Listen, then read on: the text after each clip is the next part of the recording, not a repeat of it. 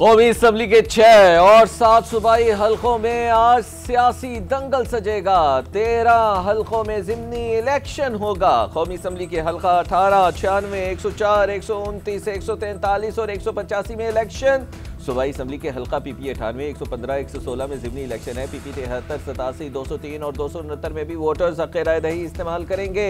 NA 18 Haripur में उमर अयूब की अहलिया शहरनाज मुस्लिम league नून के बाबर नवाज खान उम्मीदवार। NA 129 में नून लीग के हाफिज नौमान और PTI के हिमायत याफ्ता अरसलान अहमद में कांटे का मुकाबला मुतवक्के।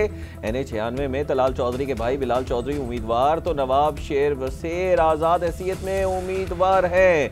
NA 104 में राजा दानियाल और आज़ाद उम्मीदवार अदनान जावेद मद्दे मुकाबिल होंगे।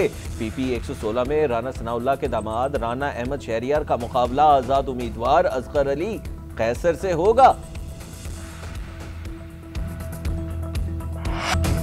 फ्रांस के कमांडर ने भी पाकिस्तान के साथ जंग में भारतीय राफेल तबाह होने की तस्दीक कर दी। फ्रांसीसी कमांडर कैप्टन योक लॉने का कहना है कि गैर मामूली फजाई जंग में मुख्तलिफ ममालिक ने नजर रखी अफवाज को पायलट तैयारों और मिसाइलों की कारकर्दगी जांचने का मौका मिला। खराबी राफेल तैयारों में नहीं, उसे उड़ाने वाले भारतीय पायलट्स में थी। पाकिस्तानी फजाइया ने सूरत हाल को इंतहाई मौसर अंदाज में संभाला। राफेल तैयारे चीनी तैयारों की तकनीकी बरतरी के बायस नहीं गिरे।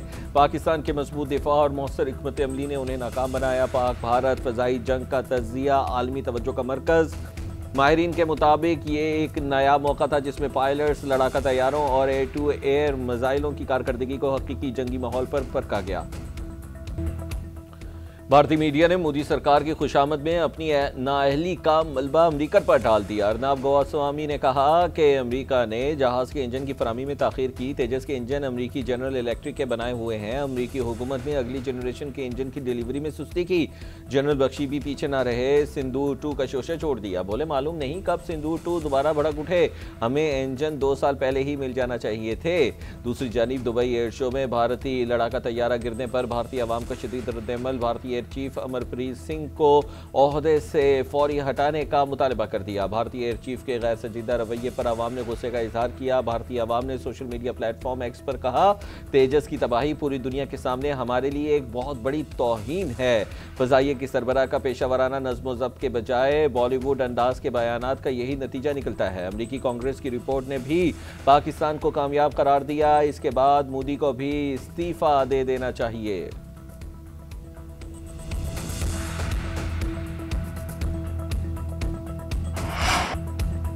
दुबई एयर शो के दौरान भारतीय तैयारा तेजस गिरने के बाद दुबई एयर शो इंतजामिया और अस्करी माहिरीन ने तहकीकात शुरू कर दी। तहकीकात के बाद फैसला होगा कि भारतीय पायलट की गलती थी या तैयारा फनी खराबी का शिकार हुआ।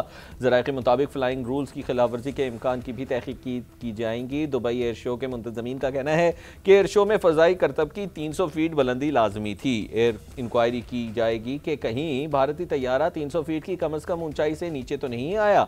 भारतीय तैयारे की गैर मंजूर शुदा फ़ज़ाई तकनीक का शुबा भी ज़ेर तफ्तीश है। दुबई एयर शो का डिस्प्ले बॉक्स शायकीन से कम 2 किलोमीटर से ज़ायद दूर होता है। दुबई एयर शो के आखिरी रोज भारतीय लड़ाका तैयारा तेजस गिरकर तबाह हो गया था। भारतीय पायलट भी मारा गया था।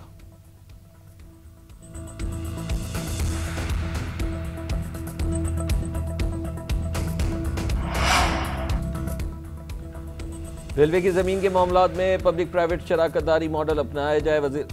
वज़ीर आज़म की पाकिस्तान रेलवेज़ के अमूर पर इजलास में हिदायत। रेलवे की बहाली, अपग्रेडेशन और दीगर अमूर पर सताइश। वज़ीर रेलवे और टीम की काविशों को सराहा। शहबाज शरीफ ने कहा, रेलवे का निज़ाम मईशत और मवासलात में रीढ़ की हड्डी की हैसियत रखता है। रेलवे निज़ाम की बहाली की तरफ उठाए जाने वाले इक़दामात लायक़े तहसीन है। रेलवे हुकाम की वजारती अमूर पर ब्रीफिंग। बताया, Islamabad Tehran Istanbul train service जल्द शुरू होगी। ताजिकिस्तान, उज़्बेकिस्तान, अफगानिस्तान रेल मनसूबे पर भी इब्तदाई काम हो रहा है। ब्रीफिंग में बताया गया कि 4 ट्रेनों को आउटसोर्स कर दिया गया। महकमा रेलवे मजीद 11 ट्रेनों को जल्द आउटसोर्स करेगा। इश्तिहार जारी हो चुका। आउटसोर्सिंग से 8.5 अरब रुपए का इजाफी रेवेन्यू मुतवक्के है। 2 कार्गो एक्सप्रेस ट्रेनों की आउटसोर्सिंग भी की जा रही है, जिससे 6 अरब 30 करोड़ रुपए का इजाफी रेवेन्यू मिलेगा। बड़े शहरों के रेलवे अस्पतालों, स्कूलों, कॉलेजेस और रेस्ट हाउसेस को भी निजी शराकतदारी से चलाने का फैसला किया गया है।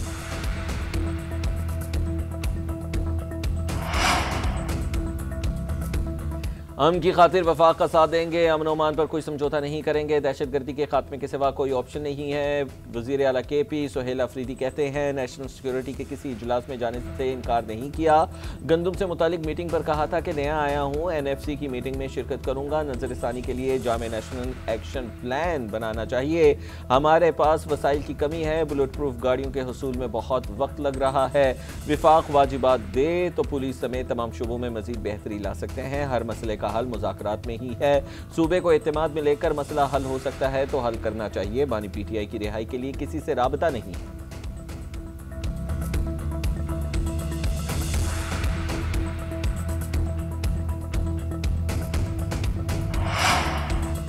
वालिद के साथ खड़े होने पर जेल में डाल दिया गया, आज मकाफाते अमल है। मेरे बारे में जलसों में नामुनासिब जुमले इस्तेमाल किए गए। वो जानते थे कि इनको ना गिराया गया तो हमारी जगह नहीं बनेगी। वज़ीर आला मरीम नवाज़ का कहना है कि दुनिया में पाकिस्तान को बदनाम किया गया, सियासी अखलाकियात का मेयार मुकर्रर करना चाहिए। गालम गलोच और इल्ज़ाम तराशी का जवाब परफॉर्मेंस के बयानिए से देंगे। नाकामियों का मलबा ब्यूरोक्रेसी या दूसरों पर डालना मेरा वतीरा नहीं। वज़ीर आला पंजाब से नेशनल डिफेंस सिक्योरिटी वफ़द की मुलाकात, पंजाब हुकूमत के मनसूबों पर ब्रीफिंग। मरीम नवाज़ ने कहा कि वोट ना मिलने का डर हो तो कोई अच्छा काम नहीं किया जा सकता। लोग तजावुज़ात उठाने पर भी नाराज़ हुए। कोई कह दे कि मैंने सिफारिश की है तो इस्तीफ़ा दे दूंगी। मुमकिन है निचली सतह पर करप्शन कंट्रोल में ना हो मगर टॉप लेवल पर मुमकिन नहीं। 5 साल में पंजाब करप्शन फ्री होगा।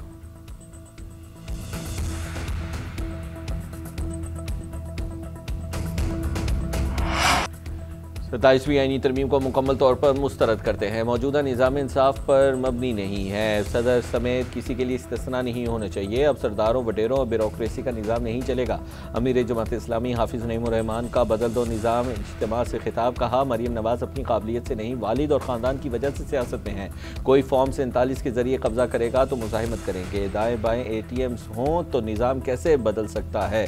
फिर सरबरा अंदर और जमात बाहर होगी। वरासत और ख़ानदान पर मबनी जमातें इनकलाब नहीं ला सकती।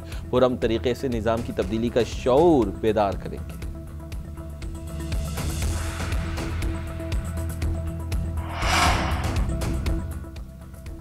इस्लामाबाद हाई कोर्ट के जजेस का 27वीं आईनी तरमीम के खिलाफ आईनी अदालत से रुजू। Justice Mohsin Akhtar Kayani, justice Ejaz Ishaq, justice Iman Rifat और जस्टिस बाबर सत्तार ने दरख्वास्त दायर की। अपील सुप्रीम कोर्ट भिजवाने की इस्तदा मौक़िफ़ इख्तियार किया। 27वीं आईनी तरमीम के 22 अपील आईनी अदालत में मुंतकिल की गई। 27वीं आईनी तरमीम आइन के खिलाफ है। आइन में इख्तियारात की तक़सीम और हदूद वाज़ेह हैं। तरमीम का इख्तियार अदलिया को ख़त्म करने के लिए इस्तेमाल नहीं किया जा सकता। सुप्रीम कोर्ट के फैसले भी इख्तियारात की तक़सीम पर वाज़ेह हैं। दूसरी जानिब जजेस ट्रांसफ़र के खिलाफ हाईकोर्ट जजेस की इंट्रा कोर्ट अपील समाअत के लिए मुकर्रर।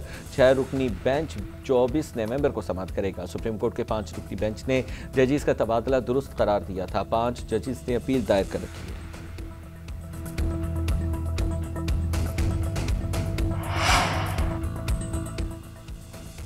सत्ताईसवीं आईनी तरमीम के खिलाफ वकला का एहतजाजी कन्वेंशन। वकला ज़बरदस्ती हाईकोर्ट में दाखिल, गेट पर तैनात पुलिस एहलकारों के साथ दखम पेल।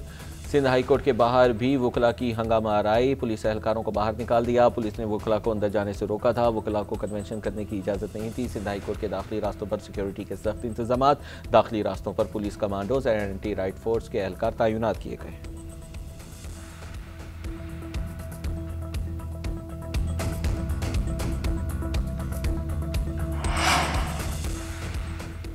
सोने की दरामद और बरामद पर आयद पाबंदी खत्म, नोटिफिकेशन जारी। वफाकी काबीना की जानिब से मंजूरी के बाद वजारत तिजारत ने ऑर्डर जारी कर दिया। नोटिफिकेशन के मुताबिक सोने की आलमी तजारत से मुतल्लिक मुअत्तलशुदा SRO बहाल कर दिया गया। दरामद और बरामद से मुतल्लिक कुछ तरामीम की कीमती धातों और जेवरात की दरामद और बरामद का फ्रेमवर्क बरकरार रहेगा।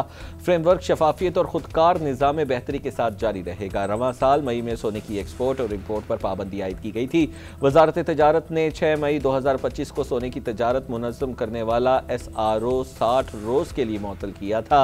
हालिया महीनों में सोने की स्मगलिंग की कोई शिकायत मौसूल नहीं हुई।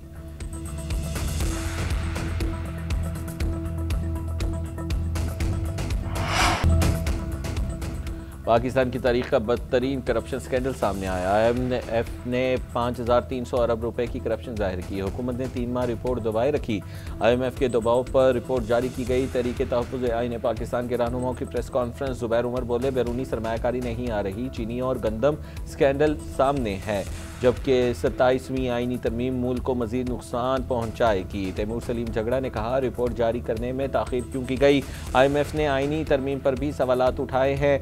पूरी दुनिया में किसी को ताहयात इस्तिस्ना हासिल नहीं।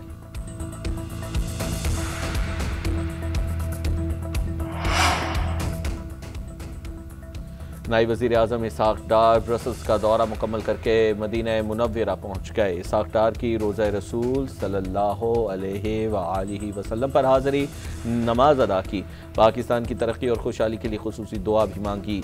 इसहाक़ डार मदीना मुनव्वरा में मुख्तसर क़याम के बाद इस्लामाबाद पहुँचेंगे। ब्रसल्स में नायब वज़ीर आज़म की आलमी रहनुमाओं से अहम मुलाकातें, क्रोशिया के हम मनसब और मालदीव के वज़ीर ख़ारजा अब्दुल्ला खलील से भी मुलाकातें, जबकि इसहाक़ डार सिंगापुर और सोमालिया के वज़राए ख़ारजा से भी मिले। तजारत, सरमायाकारी और बाहमी रवाबित बढ़ाने पर भी तबादला ख्याल किया गया।